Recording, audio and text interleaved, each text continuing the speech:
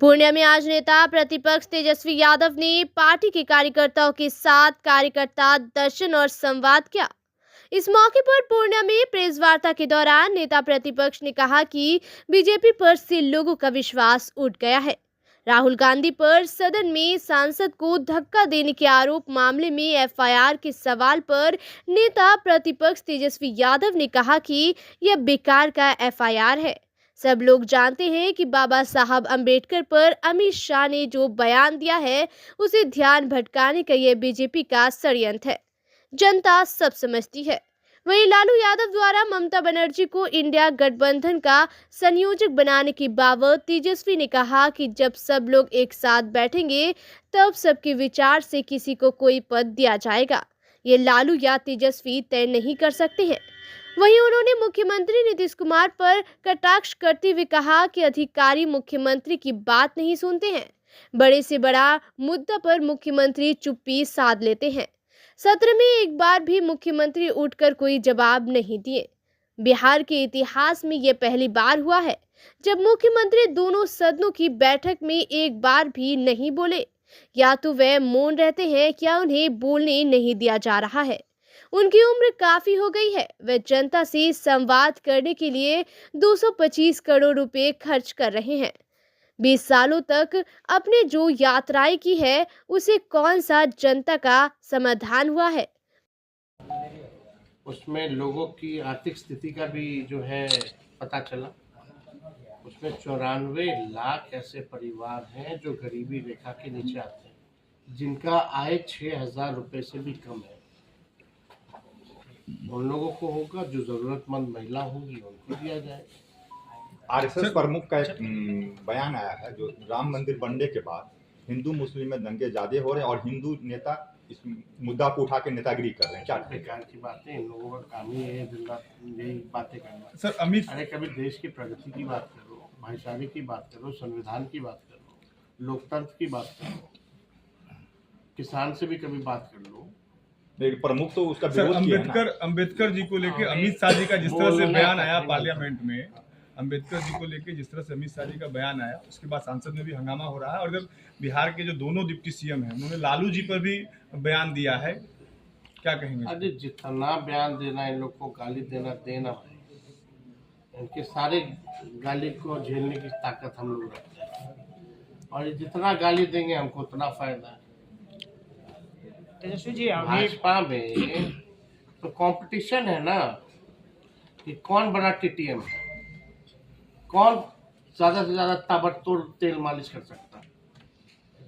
तो लोग लगे रहते हैं। राहुल गांधी जी एक उप मुख्यमंत्री कुछ बोलता है तो दूसरा पीछे ना छूट जाए तो वो कूद जाता है, वो कूद जाता है तो प्रदेश अध्यक्ष कूद जाता है, नहीं तो केंद्र मंत्री कूद जाता है।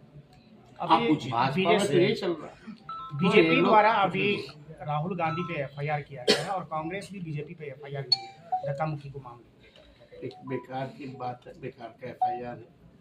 आप भी जान रहे बाबा साहब के अम्बेडकर को जिस तरह से अपमानित अमित शाह ने किया, उसको इस इशू को डाइवर्ट करने का एक षड्यंत्र है। अब देश की जनता बेवकूफ तो है नहीं कि जो ये पिक्चर दिखाएंगे वही पिक्चर देश की जनता देखेगी। हम लोग अंधे तो है नहीं, हम लोग सब लोग जानते हैं कि बीजेपी के लोगों की मानसिकता बाबा साहब अम्बेडकर के प्रति क्या है। हमने शुरू से कहा कि इस देश के लोग जो है बाबा साहब अम्बेडकर का अपमान सहेंगे नहीं। और जो भाषा के क्या बाद में बोले क्या पहले बोले छोड़ो, वो तो जो लिखा हुआ था वो बोल रहे थे। जो अपने मन से उन्होंने 17 सेकंड में जो बोला वो सच्चाई निकल आई। सवाल है कि सीमांचल में लगातार तमाम राजनीतिक दल आते हैं, खासतौर पर जब कोई चुनावी मिशन करना होता है और सीमांचल को सेंटर पॉइंट जरूर मान के चलते हैं। राजद के पास सीमांचल के लिए क्या प्लान है, किस योजना की बात करते हैं? देखिए, एक तो ऑलरेडी ये योजना जो है जो हमने बताई ये तो सभी लोगों को लाभ देगी। अगर हमने नौकरी दिया तो सीमांचल के लोगों को भी नौकरी मिली। देखिए, यहाँ बड़ा इलाका जो है आप एग्रो बेस्ड इंडस्ट्री भी लगा सकते हैं। साथ ही साथ हम लोग जो उन्होंने पहले भी हम लोगों के एजेंडे में था कि सीमांचल हो या कोसी हो, दोनों जगह जो है सीमांचल डेवलपमेंट अथॉरिटी का हम लोग गठन करें और कोसी में कोसी डेवलपमेंट अथॉरिटी का गठन करें, क्योंकि ये दोनों जो जगह हैं कोसी का और सीमांचल का, यहाँ बहुत गरीबी है, सबसे ज़्यादा पलायन है। ऐसा कोई परिवार घर नहीं होगा जिसके लोग बाहर नहीं होंगे। तो उनके लिए हम लोगों के पास ब्लूप्रिंट है, हम लोग जो है काम ज़रूर करेंगे। ख़ास तौर पे महंगाई से अगर महिला तबाह है, परेशान है, तो डायरेक्ट जो है उनको बेनिफिट अगर 2500 का होगा तो उनको लाभ होगा। अगर उनके घर में बुजुर्ग हैं तो आप समझिए कि उनको वृद्धा पेंशन अगर मिलता है तो 400 से सीधे 1500 यानी 1100 होगा। और बिजली अगर 200 यूनिट अगर फ्री में उपलब्ध कराइएगा तो 500 रुपये वो का फ़ायदा होगा। तो लगभग 4000 रुपये तो आपको इस दौर में मदद करेगा। लेकिन यहाँ के लोग पलायन ना करें, बाढ़ की अलग समस्या है, ये इंटरनेशनल इशू भी है। लेकिन आप बताओ, नरेंद्र मोदी जी ने 11 साल हो गया ना प्रधानमंत्री की तरह, क्या इसमें उपाय लगाएगा? 20 साल से बिहार के मुख्यमंत्री ने क्या किया इन्होंने? यानी दे डोंट हैव एनीथिंग।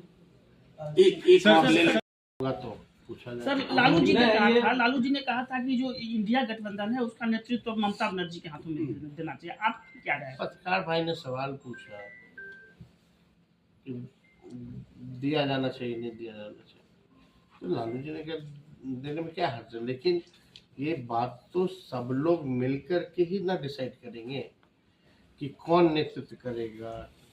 और नेतृत्व करने की बात कहाँ है, कन्वीनर कौन बनेगा, चेयरमैन कौन बनेगा। तो ये बातें जब तक ऑफिशियल तौर पे एजेंडे में हम लोगों के पास नहीं आता है, जब तक बैठक नहीं होती है, और कोई हम या लालू जी थोड़ी निर्णय लेंगे। निर्णय लेने वाले तो जितने अलायंस पार्टनर के सभी दल के लोग हैं उनको निर्णय लेना है, उसमें हम लोग भी पार्ट हैं। जब ये बात आएगी तो सुझाव दिया जाएगा।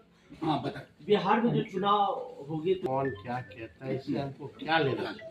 अच्छा, अमित शाह जी हमको बोल तो रहे हैं अपने काम को करना है। क्या अमित शाह सही में पागल हो गए हैं? अमित शाह जी बोल रहे हैं कि अभी एनडीए में चेहरा कोई फिक्स नहीं है।